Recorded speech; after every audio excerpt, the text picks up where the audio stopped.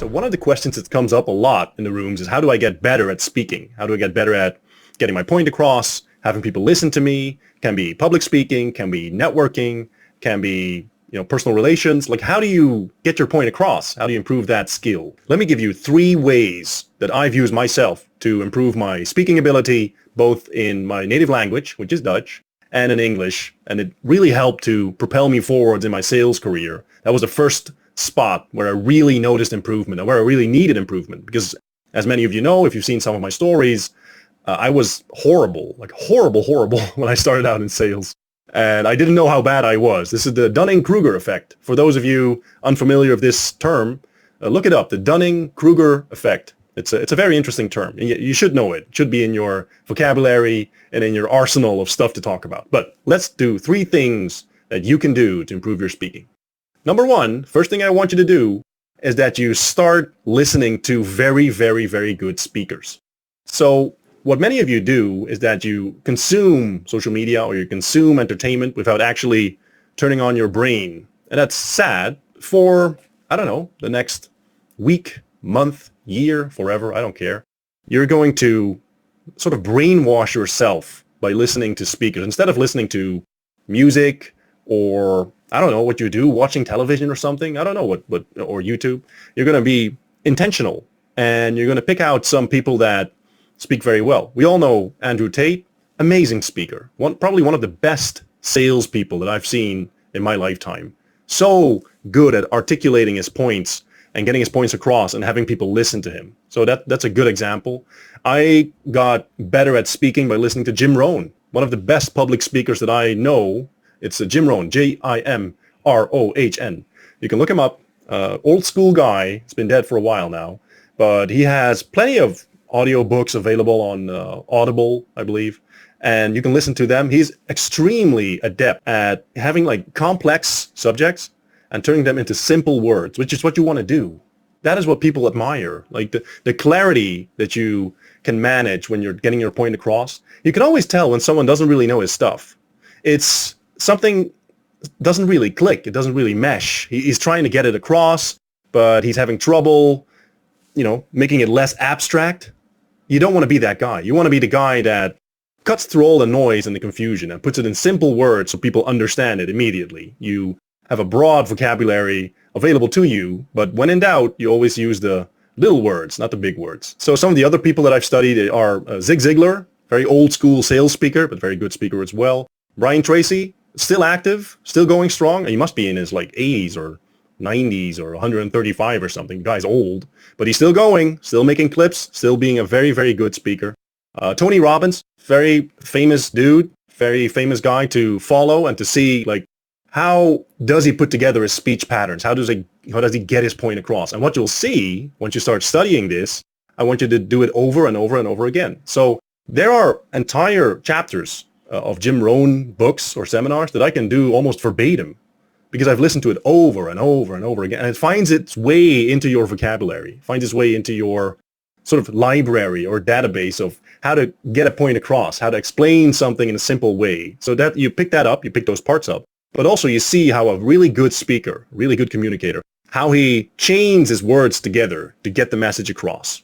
So study and listen to successful speakers that are actually really, really good at what they do. Listen to it over and over and over again, internalize it, and you are going to start incorporating that into your speech. You will find yourself almost by osmosis picking up these speech patterns and becoming a better communicator right away. Number 2, you're going to record yourself speaking. Like what I'm doing now, talking to the camera, talking to you.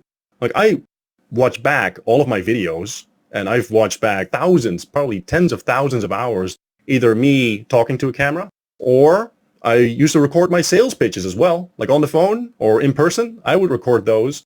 Well, to be fair, like I hope the statute of limitation has been gone because I don't know if that's exactly okay if you're going to record your sales pitch without the other party knowing it. So I might have done that. We don't know. I can confirm nor deny this. But what I used to do, in theory, is I used to record myself doing my pitch. I used to do it while role-playing with another guy. Just, you and me practicing, like sparring and boxing. I would record me doing my pitch, doing my sales pitch.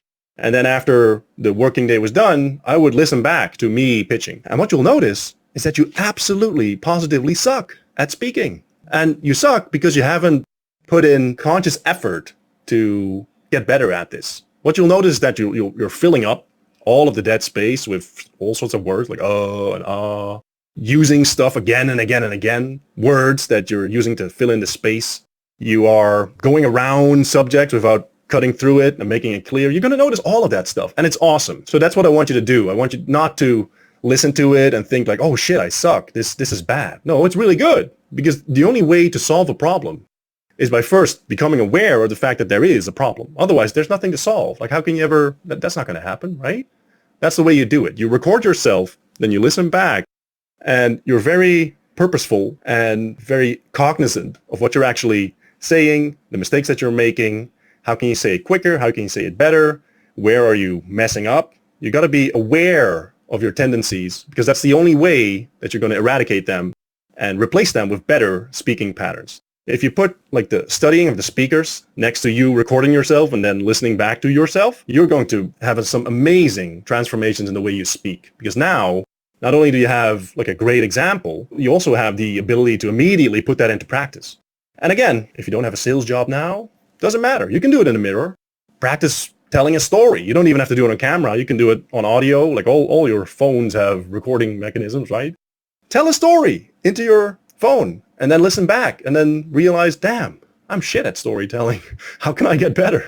What mistakes am I making, right? So that's what you do. You have the good example, and then you have yourself listening back to yourself and then implementing whatever you learn from the great speakers and whatever mistakes you can spot. And the third one is that you're going to put yourself in situations where you're forced to step up and speak. Again, can be public speaking, can be networking, you can be in conversations with your friend, but you're going to put yourself through the paces and force yourself to either tell the story, and it can be really simple. Like if you have a story that you want to tell, and we all have stories, like every day in your life, there's stuff happening that you want to tell.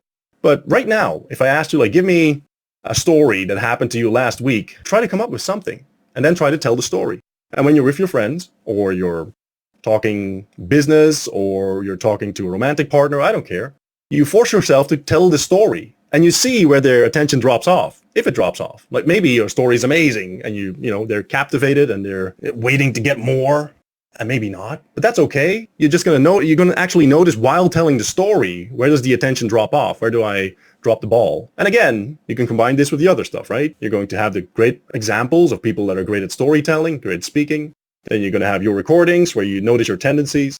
And then you're going to put yourself in situations where you're forced to do this, because that's the only way you're going to get better. Put yourself in stressful situations and, you know, maybe you'll fall on your face. That's fine. Make sure that you put yourself in hard situations where you're forced to step up and do some speaking, and you're going to get better in no time.